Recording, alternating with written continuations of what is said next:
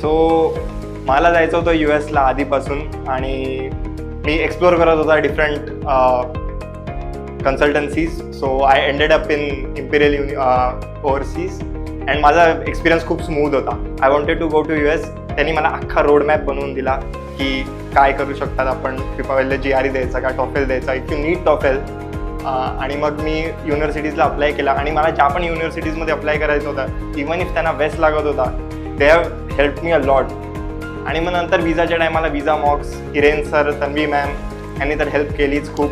आणि along with the other staff like Sanjana ma'am, Ashwini ma'am, Sara ma'am, सर्वांनी एकदम सपोर्ट केला. तुम्हाला कुठेच असं वाटणार नाही की यू आर ऑल ओलोन.